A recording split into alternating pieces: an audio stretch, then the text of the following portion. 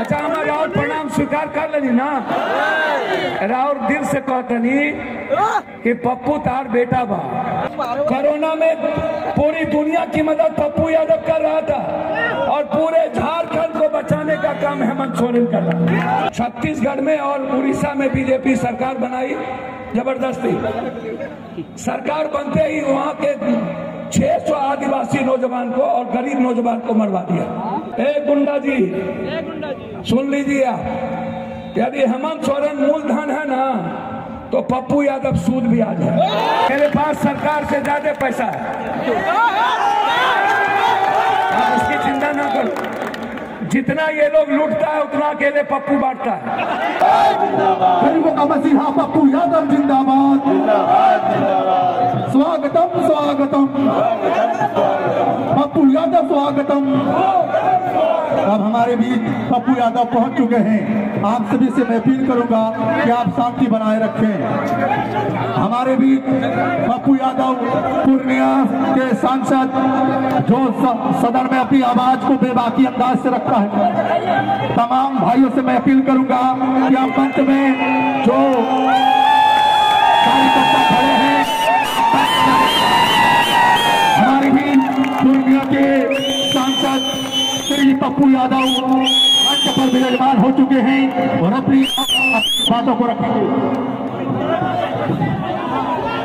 मंच को आप लोग जय जोहार, जय जोहार, जय जोहार, अस्सलाम वालेकुम। पैर छू के प्रणाम करे छिए, गोर लागे छी सबको। हेमंत जी के प्रोग्राम में लेट हो गई, क्षमा चाहते हैं। चुन्नू बाबू मेरे दिल के टुकड़े हैं। इनके पिताजी से लेके 90 के पहले जब हम वाइस प्रेसिडेंट थे, फिर 90 में एमएलए बने। बगल में हमारे बहुत ही जानदार और शानदार नेता हैं मेरे महाबिल मसला जी। ये दिल्ली में शेर हैं हमारे, और आप सब हमारे शेर हैं। जितना मोहब्बत इस हिंदुस्तान के गरीब और आम लोगों से मैं करता हूं, उतना उसकी बीवी नहीं करता होगा जितना मैं प्यार करता हूं। मैं आपसे बहुत बेइंतहा मोहब्बत करता हूं। मुझे लगता है कि चुन्नू बाबू जीत गए ना। हमारी बेटी, हमारी बहू यहाँ आई थी, कल्पना जी। यदि हेमंत बाबू इस झारखंड के शेर हैं तो कल्पना जी उस महाशेरनी है। दो इतिहास याद रखिएगा, 5 मुख्यमंत्री झारखंड में बीजेपी ने दिया और 1 मुख्यमंत्री महागठबंधन ने हेमंत बाबू के रूप में दिया। 5 मुख्यमंत्री सबसे ज्यादा बिहार में, झारखंड में भाजपा ने सत्ता में रही। तो भाजपा के युवाओं के बेरोजगार आप गिना लीजिए, आज 4 मुख्यमंत्री उनके पास है। वो कहते हैं, मैं बहुत क्लियर आपको कह रहा हूं, मैं माई योजना, बिजली 200 यूनिट, मैं उन पे नहीं जाऊंगा। ये जो तीर धनुष है ना, ये अंग्रेज के खिलाफ ये तीर धनुष लड़ाई लड़ा था जब संविधान नहीं था और लोकतंत्र नहीं था, जब ये परिवार नहीं था, जब ये कांग्रेस में, जब पूरा का पूरा देश कांग्रेसी था। आज राहुल गांधी के भीतर वो विचारधारा है जो संपूर्ण भारत में कोई जाति, कोई धर्म, कोई वर्ग, कोई मजहब, सिर्फ वो युवाओं की बात करते हैं, किसानों की बात करते हैं, इस देश की इकोनॉमी की बात करते हैं, इस देश की महिलाओं की बात करते हैं, इस देश के गलत नीतियों की बात करते हैं। वो आप उस व्यक्ति के भीतर देख लीजिए उठा करके। और एक तरफ हेमंत बाबू, एक तरफ आपके बीच हेमंत जी हैं और दूसरे तरफ बीजेपी का 5 मुख्यमंत्री। उनसे आप पूछिए कि झारखंड के इकोनॉमी को किसने लूटा, झारखंड में पूंजीपति उद्योगपति को लूटने की इजाजत किसने दी? झारखंड के थाली से, गरीब आदिवासियों की थाली से दाल और सब्जी किसने गायब की? झारखंड के किसी भी जाति के युवाओं के हाथ से रोजगार किसने छीना? झारखंड पर बोझ किसने डाली? झारखंड का 1,46,000 करोड़ रुपया दिल्ली में कौन रखा हुआ है? झारखंड की सरकार को किसने नहीं दिया काम करने के लिए? पहले खरीदा, फिर जब नहीं तो तोड़ा, फिर सरकार नहीं गई तो कंप्लीट सरकार को खत्म करने की कोशिश हुई। जब उससे नहीं गया तो हेमंत बाबू को जेल में डाल के मरवाने का प्रयास किया गया। हेमंत बाबू में कोई अवगुण बता दीजिए, कोई एक अवगुण।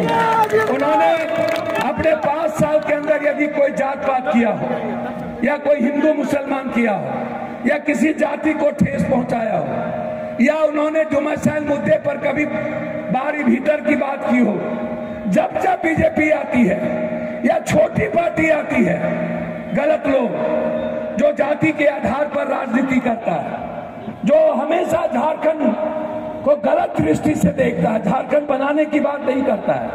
हेमंत बाबू को आप देखिए, ये जो लोग कहते हैं ये तीर धनुष, अब हमारे हाथ में संविधान भी है और सभी जात का जमात भी है। और चुन्नू बाबू एक तरफ यदि हफीजुल तो दूसरी तरफ चुन्नू बाबू। आप सोचिए, कोरोना में पूरी दुनिया की मदद पप्पू यादव कर रहा था और पूरे झारखंड को बचाने का काम हेमंत सोरेन कर रहा था। एक भी झारखंड के लोगों को हेमंत बाबू एक भी भूखे नहीं रहने दें, एक भी। उतना आदमी कर रहे हैं। आप बताइए ना, ये 5 बाहर के कौन बनेगा मुख्यमंत्री? ये हेमंत बिस्वा जो है ये अपने को गुंडा पूछता है। अरे हेमंत जी, आप जितना कूटना था कूट लिए, अब आपको सारथ का जनता कूट कूट के यहाँ से भगा, और मेरा अकेला शेर आपको यहाँ से भगा देगा। इसकी जरूरत नहीं है। चुन्ना बाबू से बड़ा शेर है कोई सारथ में? और चुन्ना बाबू सभी जाति का पैर छूते हैं। हक है, इनको कभी नहीं है आज तक ये ब्राह्मण है या भूमिहार। चुन्ना बाबू का मतलब है दलित और गरीब और मेरा परिवार।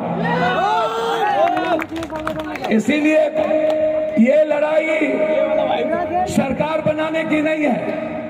छत्तीसगढ़ में और उड़ीसा में बीजेपी सरकार बनाई, जबरदस्ती सरकार बनते ही वहां के 600 आदिवासी नौजवान को और गरीब नौजवान को मरवा दिया। लगभग सभी आदिवासी कमजोर तबके के जमीन और घर पर कब्जा हो गई। सारे कोयला लोहा पर सब पर कब्जा उद्योगपति का, उड़ीसा और छत्तीसगढ़ दोनों। ये जो यहाँ से शिवराज चौहान और हेमंत विश्वेश्वरैया आता है, ए गुंडा जी सुन लीजिए आप, यदि हेमंत सोरेन मूलधन है ना तो पप्पू यादव सूद भी आ जाए। और सारथ में सेवा करेंगे रांची में चुन्ना बाबू, और रांची और सारथ से बाहर सेवा करेगा पप्पू यादव। आपको कहीं डेली हमको मारिए रहा है, आजो हमको धमकी दिया कि कौन गुंडा है, कहाँ बैठा है फेसबुक पर, पता नहीं कौन है। आजो धमकी दिया कि झारखंड में मार देंगे। अरे भैया, हमको छोटका सा थे 12 साल का, तब हम पूरे देश के नक्सल और नेपाल में जितना उग्रवादी है सबसे लड़े, हम सबसे इंटायर उग्रवादी से लड़े। हम चुन्नू बाबू अभी मोटरसाइकिल से ही फुजुल भाई को लेके घूमे अकेले, और चुन्नू बाबू के साथ भी गाँव गाँव घूमेंगे। और ये जल जंगल जमीन पर कब्जा करने की लड़ाई है उसकी।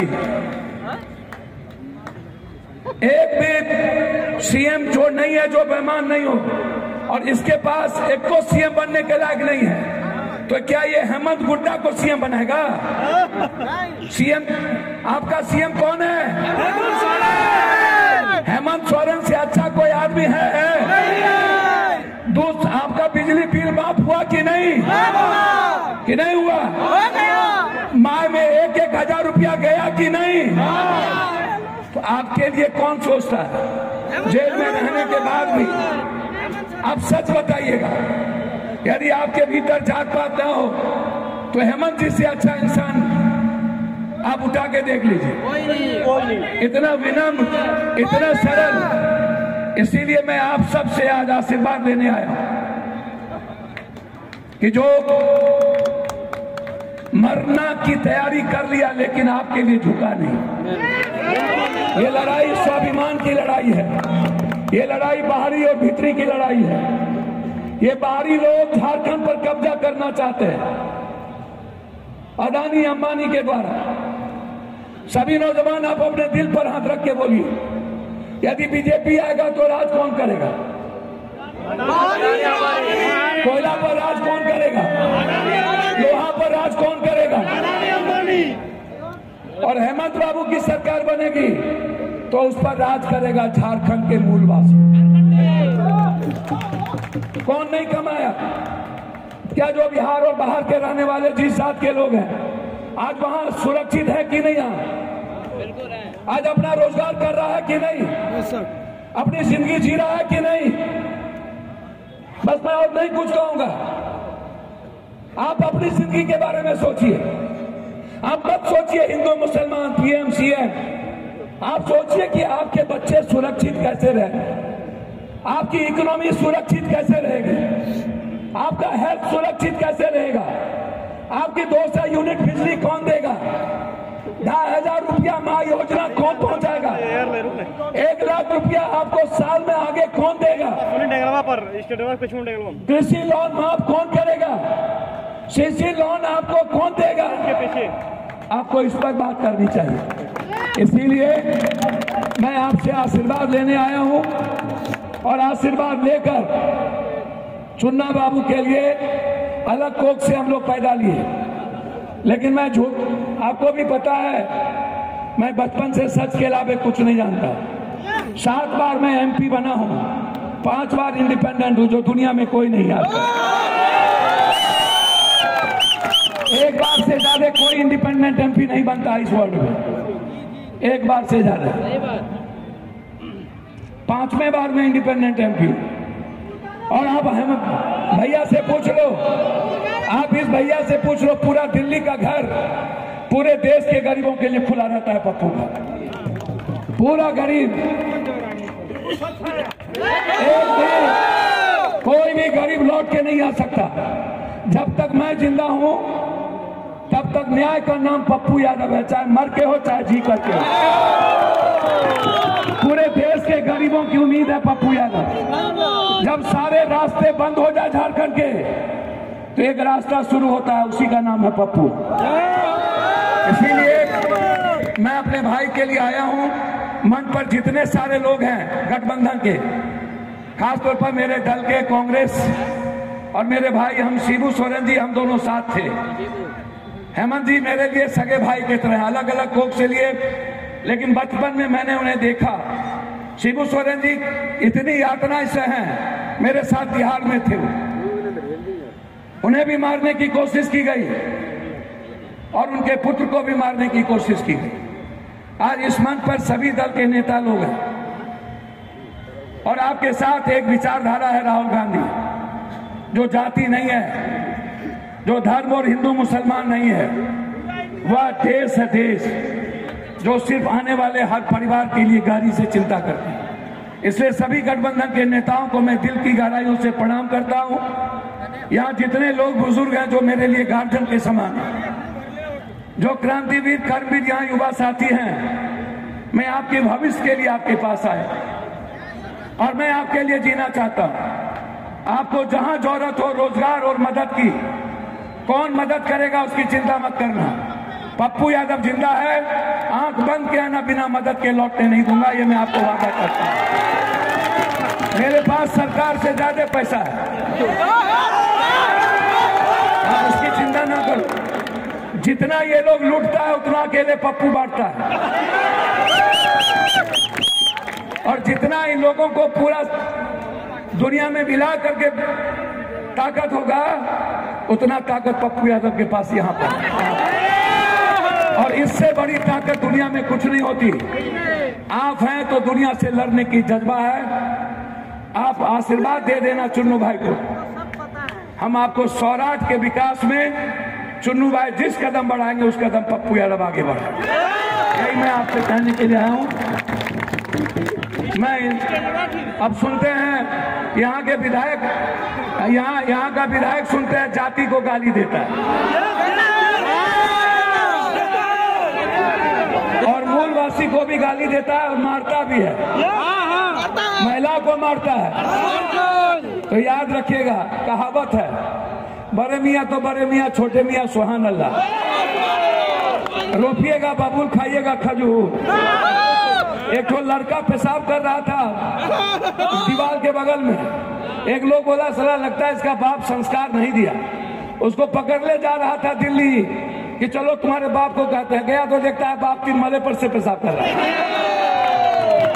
भैया वो आपको गाली दे रहा है, इसका बाप देश को गाली दे रहा है।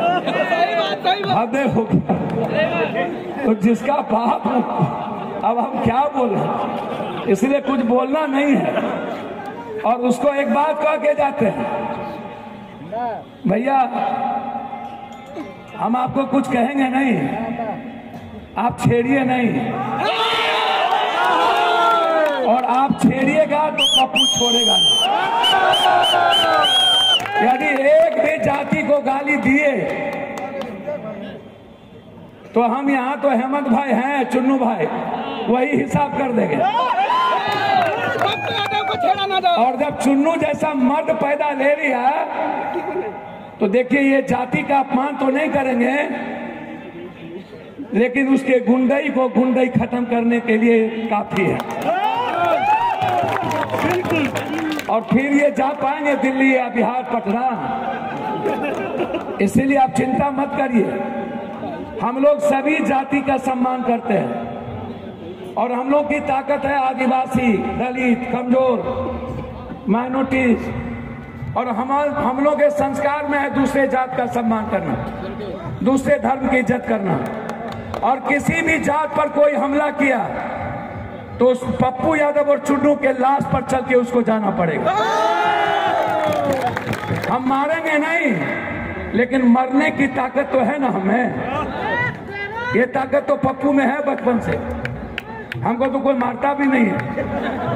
जब कोई कहता है दुनिया में पप्पू यादव खत्म, तो हम कहीं कहिया खत्म वो बता दो। तो हम बच्चे से देखते देखते थक गए। इसलिए चिंता मत करिए, गरीब मेरे लिए भगवान है।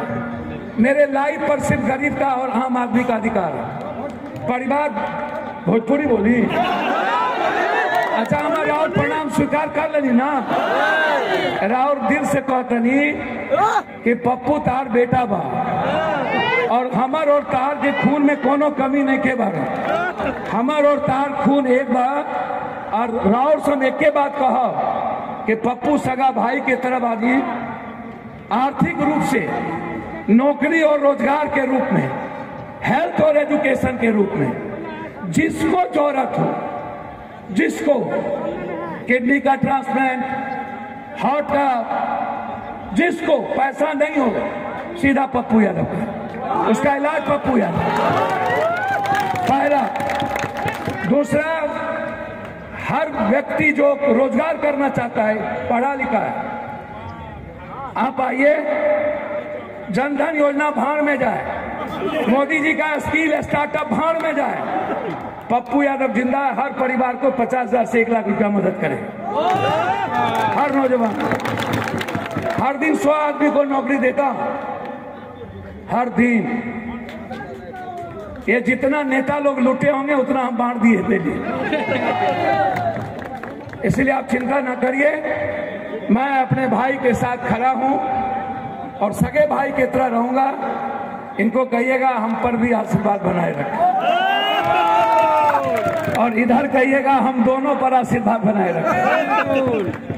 हम दोनों शेर हैं तो ये सवा शेर है, इसलिए एक समधी बन गए।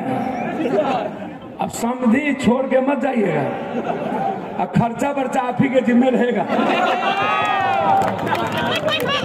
वैसे हमारा भाई आपसे कम नहीं है। बहुत बहुत धन्यवाद। आशीर्वाद मिल गया ना? जोर से बोलिए आशीर्वाद। जय झारखंड, बिरसा अम्बेडकर अमर रहे,